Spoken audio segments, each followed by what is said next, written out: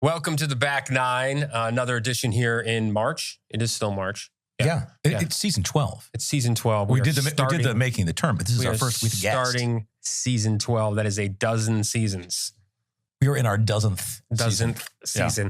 Hey, listen, some of the times we start the show to get things off our chest. All right. Oh, you got one. I see you winding up for this. I'm winding up for these drivers, man. Like, I can't believe, I know we're in Florida, but it frustrates me how bad some of these drivers are. And I've gotten to the point now where I just laugh at it. I got stuck in the parking garage like yesterday with this woman who was having a standoff with me because she didn't think there was enough room to get around me. I wanted to get out of my car and get So I have a parking garage and cars are coming up, cars are going down. I'm multi-level. Okay. So I'm coming down from level 2. She's coming up around the corner. It's a little bit of a tight squeeze, but these are designed. They're not one way. Right. They're designed. There's room for two cars to pass each other. There's room for two cars, and we did not have big cars. My car's small. Her car was not that big. It was an undersized SUV, one of those mini SUVs. She literally stood there in a showdown staring at me. I guess because I was coming down. I was the one who was supposed to back up. And I was like pointing to her. I was like, there's more than enough space for you to get by me. More than enough. Yeah. But she won the showdown. I backed up because she might be my neighbor or live upstairs and I don't know her. And she's gonna stink on me in the elevator or something one of these days. So I was like, all right, I'll back up and let you go. This is an extension of my airport theory, right? That people lose their minds when they get to the airport. They suddenly forget that there's anybody else, even though there's thousands of people in the airport with them. Like they get to I said this in a past season, that they get to the top of the escalator and they dead stop right there, even though they know dozens of people are coming up behind them. The other thing, walk out 20 feet. Absolutely, that's so Be right. aware that there's other people in the world besides you. In your space. So the other thing that happens this time of year, and I'm sure our guest sees this down in Tampa and Sarasota, is that we have all of the snowbirds down here. And most of them are from New York in our area. So the gas pedal is the same as the horn at that point. Like they're literally using the horn every 2 seconds. Like you go down, you're walking down. I go walk to the beach, which is about a mile from my place. And on my walk, I swear I should have like an over under 10 people honking at somebody on the way down to the beach. Like what is wrong with you people? Like, why are you honking? Yeah. What is happening? What is happening in your day that you're that impatient that you're laying on the horn that many times? Especially if you're a snowbird, right? Yeah. You've won the race. You're in the cool down part of life. You have won the race. Yeah, and you're in Delray Beach, Florida, which is one of the most beautiful places to live in the world. Chill the F out. Yeah. We get fewer snowbirds in Central Florida. We get some, and they tend to be more Midwest than New England, New York, but they all just come down to wear the Mickey ears, right? They come down to chill and maybe go for a paddle. Yeah. It's nice. There's no horns on a paddle. There's no pedal on a paddle. Right. No horns. Okay. Yeah. We're going to get to our guest. We said we do a short intro here, and that probably just sums up our that was good enough. This is a good way to start season 12 and lead into a spectacular guest. We're just being grumpy back Niners. Let's get on to our guest, who's terrific. Misty Carson joins us. She lives in Tampa now. She's Chief Performance Coach of Playbook Consulting, author of the book Unbreakable Advantage.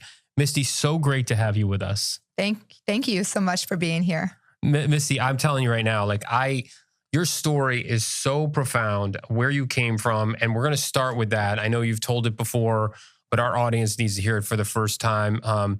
You had a horrific childhood, and there's not even words to describe it. As much as you want to share with our audience, if you could just, because it will set the stage for where you are now, if you could just share with us the beginning and your childhood. Sure. First, I don't feel like it's horrific. It was difficult to go through, absolutely. But I feel like God gives us all challenges for a particular reason and a purpose. And I don't regret or wish that I could change anything that I went through or that happened to me. It made me exactly who I am today, gave me a voice for people who had adverse childhood experiences to help them understand the beauty and the gift that was given to them. We have skills that are inaccessible to people who have not been through trauma as a child or the kind of trauma that I went through. So I was born to a mom of 15. She actually got pregnant by somebody who was 13 when he got her pregnant. She was 14 when she got pregnant at a party. They were drinking first kiss, first time ever, which is insane that happened. They found out, they ran away to Tennessee and got married, which is even crazier. Holy cow. Yeah, so they came back. He signed off rights of custody to me. My mom ended up marrying who I later learned was my adopted father, but thought he was my father until I was 12 years old. We grew up in extreme poverty in a very small trailer. My sister and I shared a bed in a room the size of a closet for many, many years. My uncle came and lived with us when I was about 7 years old. When I was 8, he started molesting me, and that went on until I was about 12. When I finally had the courage to tell my family, they told me, some of them didn't believe it. Many of them told me I couldn't say anything. My dad told me that I couldn't put his brother in jail or prison. So that was really difficult to deal with. Still a lot of trauma at school. It's hard to be poor. Back then, it was even more difficult because everybody knew everything was segregated. You had a different colored lunch ticket when you got free lunches. You had to physically go stand in a welfare line to get the food given to you. It was like a box of food. It wasn't like a card that you could go and use now. They're way more understanding about the social impacts that come along with challenging circumstances than they used to be. So fast forward, found out when I was 12, looking through a photo album, I saw myself sitting on the lap of somebody and I was like, who in the world is that? My grandma's like, that's your dad. I'm like, no, it's not. So I ran home. I was like, are you my dad or not? And they said, we didn't want to tell you that. Find out my biological father had lived across the street in the trailer park. And I had played with siblings I didn't know that were my siblings when I was growing up, which is absolutely crazy. So I wanted to know who he was. My mom told me, introduced myself, scared to death. He, of course, broke down, lost it, like follows me to school. It was crazy.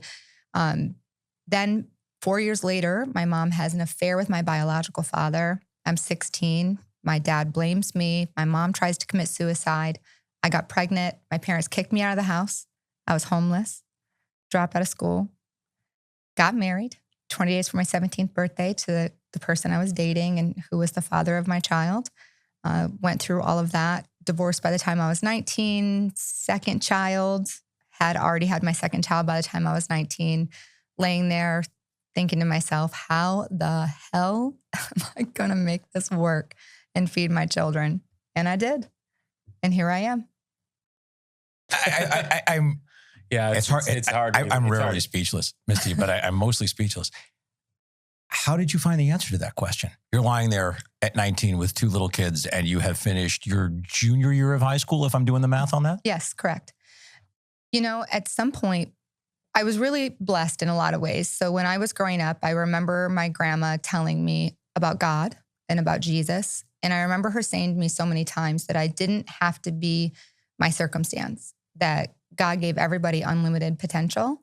And I would go to Vacation Bible School, and there's this song, I Am a Promise, I'm a Possibility, like I'm a promise with a great big capital P. And I would sing that song to myself all the time. I had a guidance counselor in school who was giving me counseling. They can't really therapize you, but it was counseling for being sexually molested. They had like a group for us to talk about things. And she knew I was really good in school, that I was a good person. I didn't do drugs and I didn't steal things. And she helped me get emancipated, and she would come see me every single week. She would have dinner with me. She would coach me, guide me. Everyone needs someone in their corner if you allow them to be. And then just focusing on all of that stuff. She would give me books to read. So many times I didn't have good examples of what life could be. So I read a lot. I listened to a lot of books on tape. I listened back in the day to Tony Robbins, right? Oh, yeah. Yeah. So, because he was huge back then. And just Oprah Winfrey, right? I watched a lot of things about overcoming and resilience. And I just knew something inside of me I had the right to be more. I could be more. I just needed to figure out how. But we were talking about it before. It has not been a straight line. I mean, it's a constant work in progress. Take us through sort of the post-19 arc and how you got to where you are now, because it hasn't just been, you know, a smooth sailing since then. It's been a bumpy ride, and you've lived through a lot even since then. 100%. So when you go through those types of experiences as a child, there are things that stick with you and patterns that emerge about ways that you forge relationships with people. And for anyone who has been sexually abused specifically, or found out that your parents weren't your parents, or any sort of abandonment, or feeling like you're put on this earth for the pleasure and needs of someone else, regardless of the way that that makes you feel, it's really difficult to form very strong and functioning and healthy relationships. So when I met my youngest daughter's dad, he was an alcoholic and still is an alcoholic. I brushed it off because he was the first person who ever, quote unquote, made me feel protected. I realize now that was jealousy and lack of control and anger, but I didn't see it that way then, because flipping a table for me, I was like, oof, no, but they're not going to tell me. I can't tell somebody that they hurt me. This is great. He developed an addiction to opioids when we were together. I was working 3 jobs and going to college, raising his daughter, my children, trying to keep a roof over our head. It was really difficult for me. I hid that. I hid his shame from his family for a really long time. And eventually I broke, couldn't do that anymore. I raised my kids for a while by myself, met somebody else. I was dating back to, and I talk about this in my book also, the naysayers chapter. I was dating 2 different guys, one above where the normal socioeconomic status would be in our family, one working at a very similar place, manufacturing. And I remember saying, like, I think I should date this other guy, and my family telling me, like, who do you think you are? Like, why would you say that? Or why would you do that? And it had nothing to do with what he did for a living. I still serve that community, but everything to do about mindset and where you wanted your life to go. But I listened to my family. I ended up marrying him against anything that I wanted to do. Like, I didn't want to, I did it anyways. And that was very short-lived, very traumatic. He had borderline personality disorder. It's the whole thing. Yes. How did you get past the part where, as you're exploring ways to move forward, escape your circumstances, you have the really important people in your life at that time trying to drag you back down? Yeah. So again, I wrote an entire chapter about this in my book. And I have a very specific name for them. I want to point out that I'm almost 47 years old. And even just this last Thanksgiving, I went home and visited family. My mom and my mom is now married to my biological father again, which is a whole very interesting thing in its own right. Living in a trailer park. My brother is a few trailers away. My sister is a few trailers away, the ones who were raised by my biological father. And when I tell them everything that's going on, I get a text message when I leave that I need to watch my ego edging God out, and that I need to participate in joy, Jesus, others, and then me. That accolades and success is one thing, but I need to stop being like so full of myself. And all I was doing was sharing that I have like this book coming out. So it's really, you have to make a choice. So just because you have a certain circle, you have to decide if you want to belong or you want to become. And only you can make that choice for yourself, but you can't have both, right? So you can love people from afar and still have boundaries and set boundaries. And that's extremely difficult to do when you're trauma forged. It's little bits at a time. Trauma forged. You've used that a couple of times. Explain that to me. Yeah. So I think it's really important to give people things they can hold on to, or metaphors, ideas in their mind. So a lot of my book, I use warrior credentials. I talk about being a warrior, having an unbreakable advantage, having brothers and sisters in arms, being forged by fire. I think it's really important to understand that you're not trauma damaged. You're not just trauma. You were forged by the things that happened to you. And when things are forged, they become unbreakable. And I want everybody who has been through those things to understand that you are unbreakable.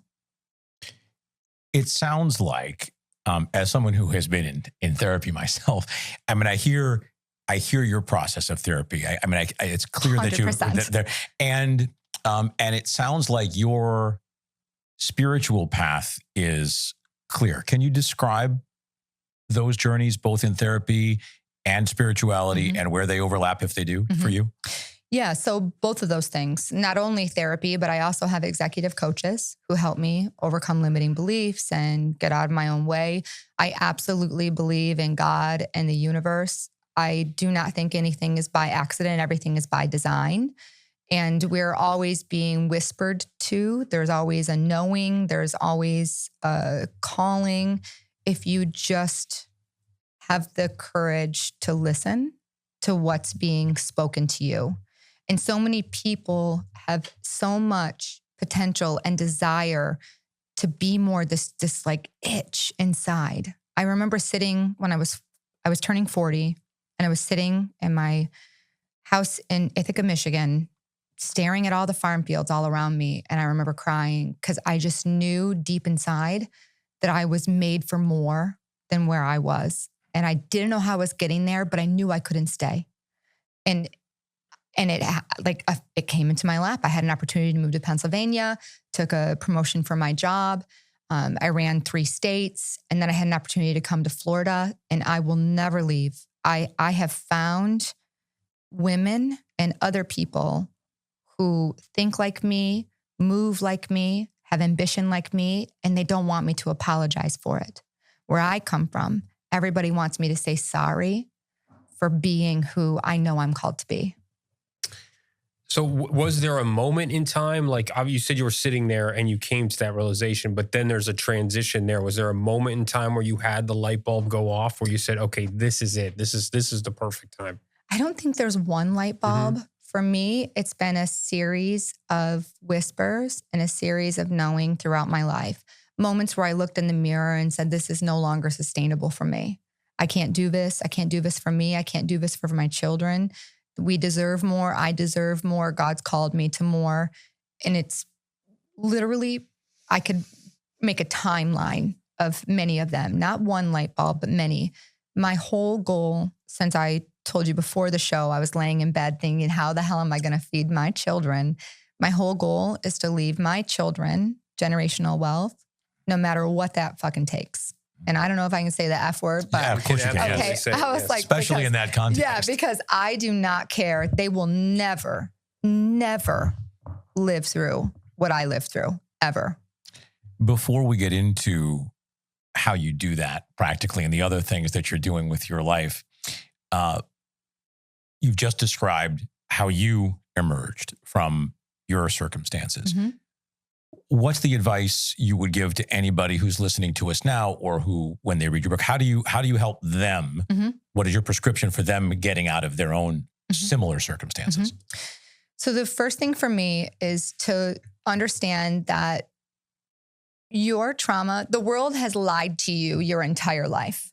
It's a lie. They say that everything you've been through is something that you have to overcome.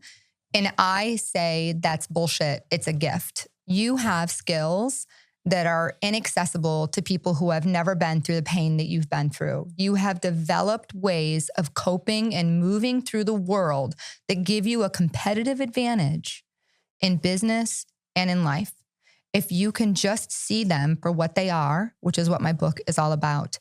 There are things that hold you back. We have sabotaging beliefs, right? We think we're not enough. We think that we don't deserve it. Right? We have to overcome them. How do we do that? Evidence over emotion. You ask yourself very particular questions during a time when you're doubting yourself, during a time when you're afraid to pick up the phone, to make the move, to do the ask. You have naysayers. Again, you have to belong or you have to become. You have to make a choice, right? You need the right people in your circle. You have to have brothers and sisters in arms, people who are in the same space as you. Do not take advice from someone who has not made it.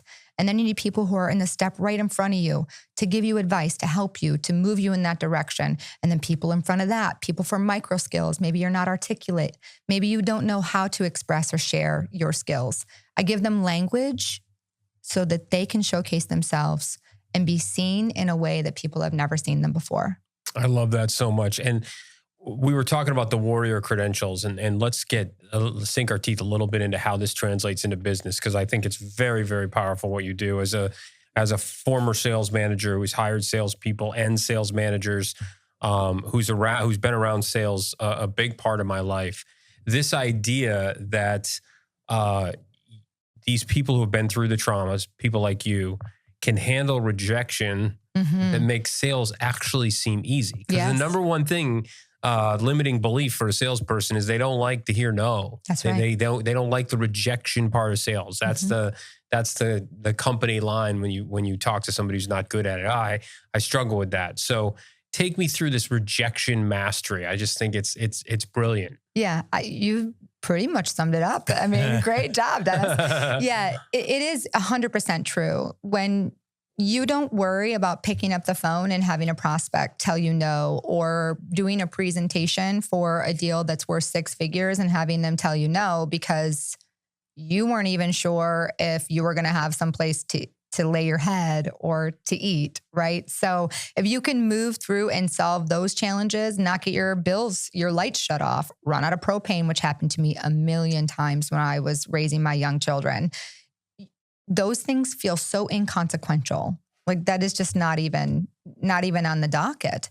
Take it a step further when you're talking about sales specifically, the ability to see through everyone's crap and not chameleon, but truly connect with somebody because of who they are. That's an energy that you can't fake. So there's some trust velocity, right? That you can build trust really quickly with people. Presence power is another one of my warrior credentials. You are so present in the moment because as growing up, you're always scanning for threats and to be safe. Do you have to fight? Do you have to fly? Do you have to freeze? Like you're in that constant heightened state.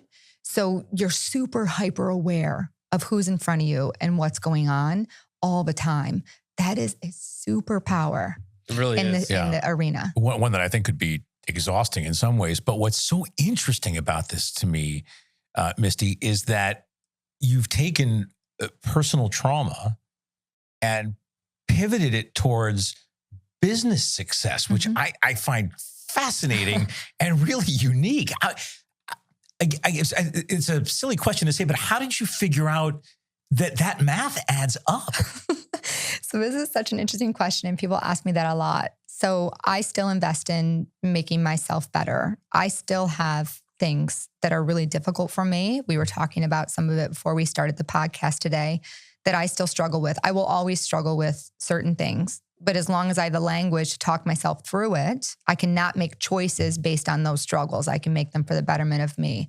When I started with my executive coaches, and I tell my story that we started in the beginning a lot, and to raise money, right, for other at-risk youth, young women.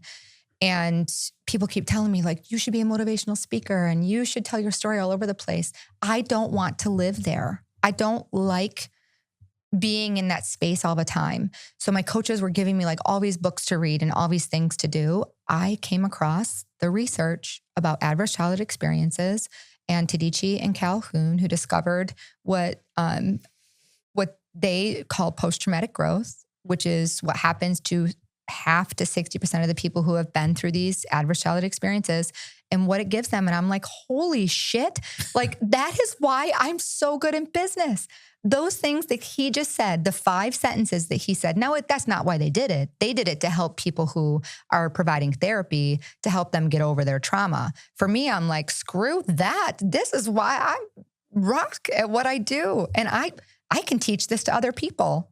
So I love that. And I got to believe that inside of you, in your DNA is some competitiveness, right? That you were born with that, right? Yes. Because I've always believed that as as a salesperson is that, you can't teach competitiveness. So I'm sure that you've come along in your coaching experience with people that have been trauma informed, forged by trauma, that don't have that maybe competitive drive that you have, right?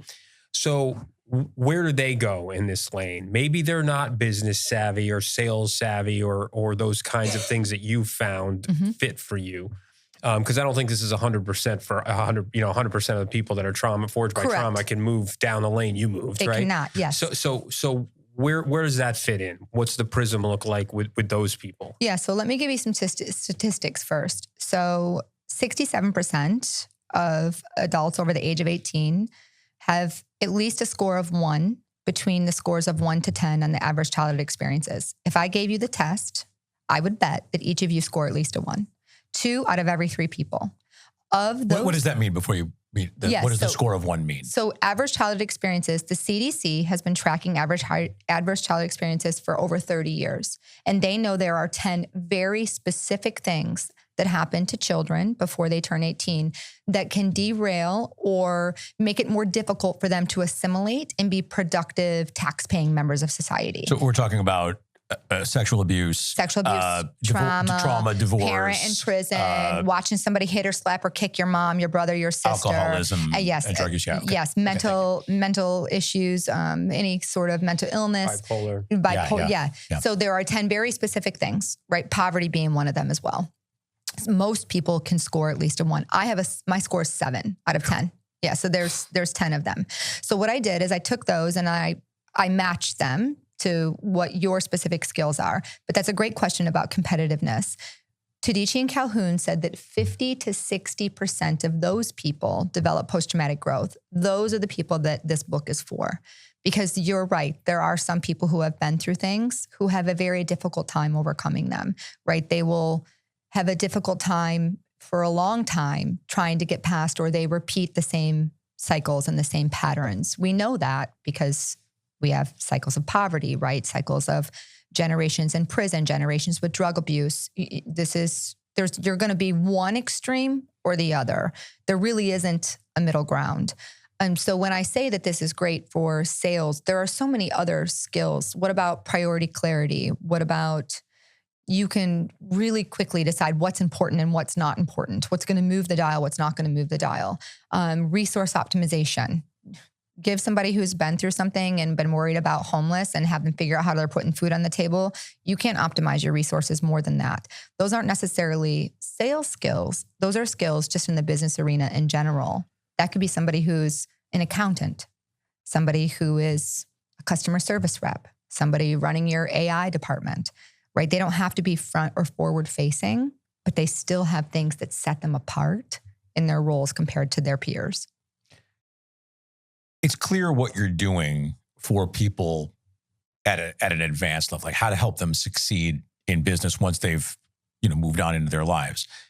I don't know you very well. I mean, we basically have just met, but from what little I gather from you, I'm going to make a leap and guess that you're also helping people as they're in those circumstances of the 10 things, whether they're children or people who have just become young adults, understand what has happened to them and the trauma that they have been forged by.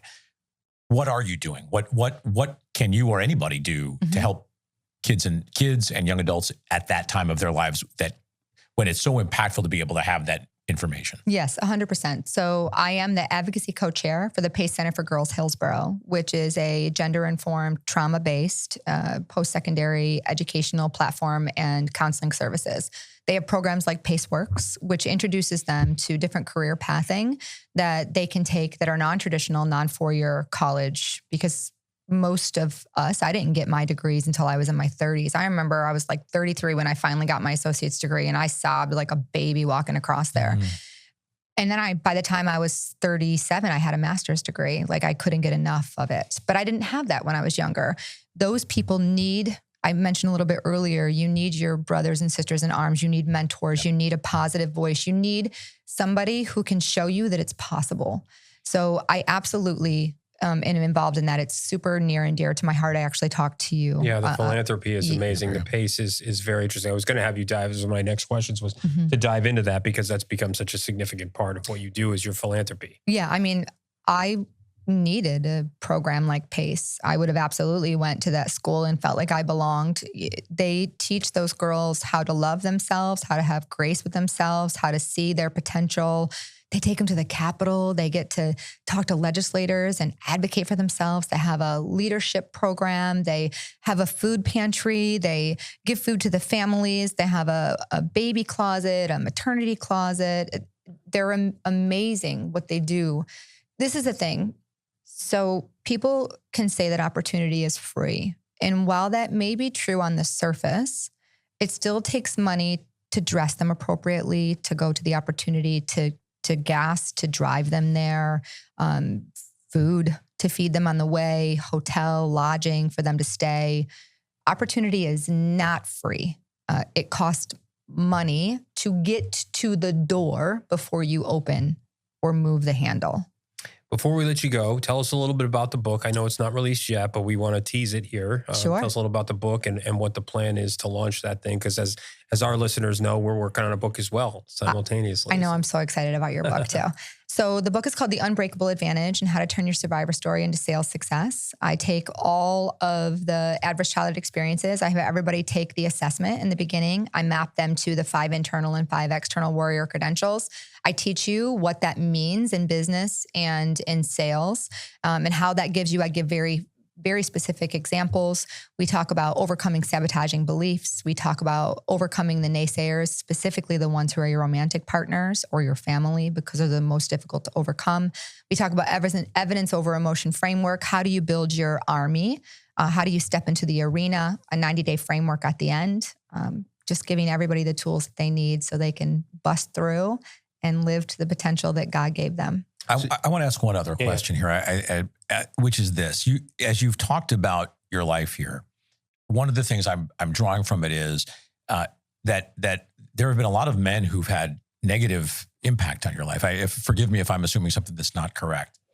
My question to you is: in all the things that you're doing now, particularly with the philanthropy and helping girls and young women, how can men come alongside and support those young girls who have been abused and maybe have difficult relationships with men in their lives?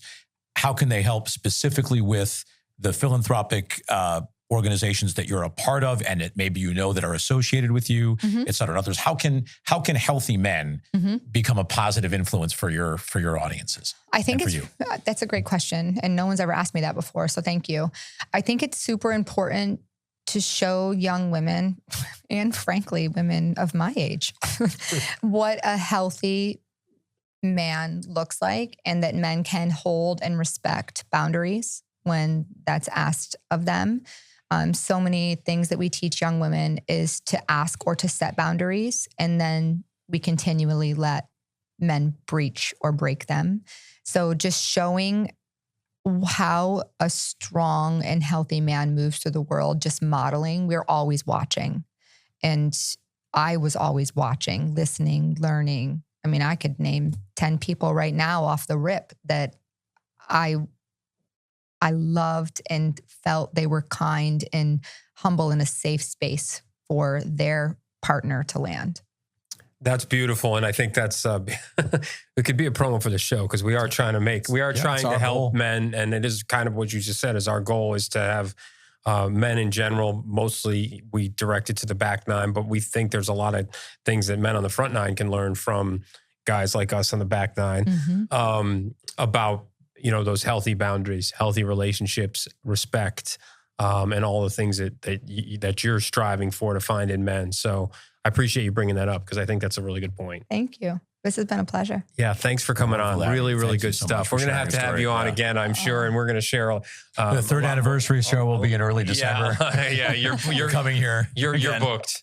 Yeah, good stuff. So yeah, her story, Dennis, is it's devastating, right? Here's what's devastating about it to me. Going back to what we were talking about in making the turn, in the last few weeks, months, just realizing how much of this stuff is out there. I don't know why I see it so much more clearly, probably because I'm more awake than I used to be, having stepped out of my own trauma. But to know that there are people who are doing incredible things in the world, on the surface are very successful, but have come from a trial by fire to get there. And on one hand, it makes me incredibly sad to know that there's so much damage being strewn about recklessly, especially in our society, in a modern, Western, relatively progressive society. I find it really disturbing. But from the ashes of that comes this other really inspiring story of a woman who has not only made it on her own, but is paying it forward. Well, and I think to some extent, it's not sort of mutually exclusive to a woman, right? Like Absolutely. You personally it's the timing of this is incredible, because you personally are putting to rest some trauma, and she has some things that you can learn from to take that trauma, fill those spaces you've talked about, and use that as fuel and use it as something that you can use to be better. So there were things in there that struck me that you can take what you want out of it, but that fit in where you are now, going through what you're going with those trauma experiences that you've been through. Yeah, and here's the other aspect of that people who are generally, I don't know that this is the case for Misty, but I know this for me and for other people. There are some people who are generally good people who intend well, who love as best as they know how to, but they're damaged themselves. Like their intentions are mostly good, but they still do things that cause damage or cause trauma that impact the people that they want to do good things for and with. They don't understand that because they're still unhealed themselves. The other thing, one of my favorite words is perspective, and we're forged by the things that have happened in the rearview mirror, right? Mm-hmm. And I taught my kids at a young age is like this moment that feels so painful, that breakup when you're 13. There's no way for your dad to tell you that this isn't going to hurt right now, but someday you're going to look back at this, and this is why the word perspective is so important. You're going to realize how trivial that was, right? So all of these things that inform us and this are perspective. And for me, it is like, man, there's so many people that are like, woe is me over the littlest stuff, and they're so, they're so in their own head that they get worked up about the smallest little things. And then you see some people who've gone through real trauma, and it gives you perspective on how kind of trivial that little stuff is when that you get worked up about.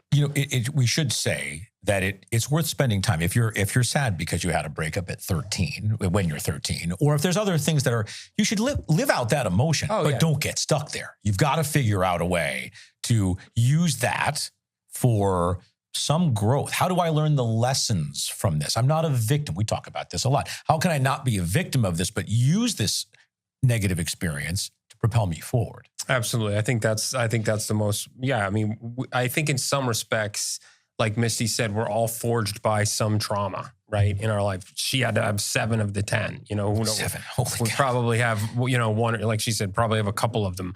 But but you can utilize each of those things you can utilize to make you stronger rather than letting them hold you back. I'm really grateful that you met her and brought her. Well, I got to thank Sean too, my business partner, Sean Springman. He introduced us, and obviously kudos to him. He's the one who's super connected in that world out in Tampa, Sarasota. I'm on the other coast. We're over here on the other coast. But absolute gratitude to Sean and gratitude for Misty because she came in and she brought a lot. A lot. Way more than most. And I'm there's a lot for me to think about and process here. I love this episode, and I'm going to go back and listen to this when we get the clips from Janine and sink my teeth into it again, because I think there's more that I will get from it listening to it again as we did here in real time. I was super grateful to bring her. I knew you would get a lot out of it, and you'd ask great questions. She did say that you asked a question that's never been asked, which once I give in a while credit. I stumble across one. Pat you on the back. All right. All right. Well, that's it. We took a little extra time today, and it was well worth it. Thank you for joining us on the Back Nine. We'll see you next time.